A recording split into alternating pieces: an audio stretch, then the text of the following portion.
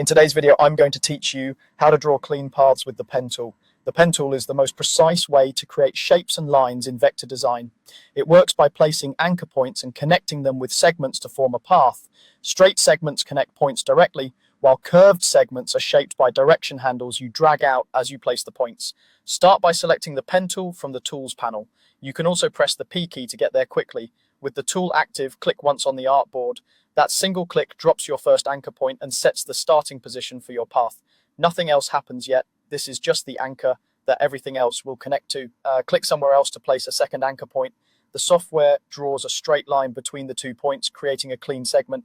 If you only need straight edges, continue clicking to place additional points, and each new click will add another straight segment to your path. To draw a curve, click and drag instead of just clicking. As you drag, you'll see direction handles extend from the anchor point. The angle and length of those handles shape the curve on either side of the point.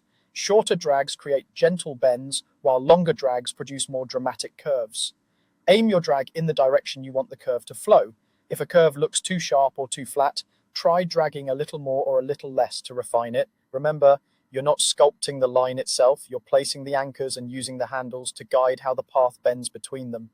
Continue placing points, click for straight segments, click and drag for curved ones to build out your path. It helps to plan your anchor points around corners, peaks, or natural transitions in the shape you're tracing. Take your time and watch how the previewed line responds as you move your cursor.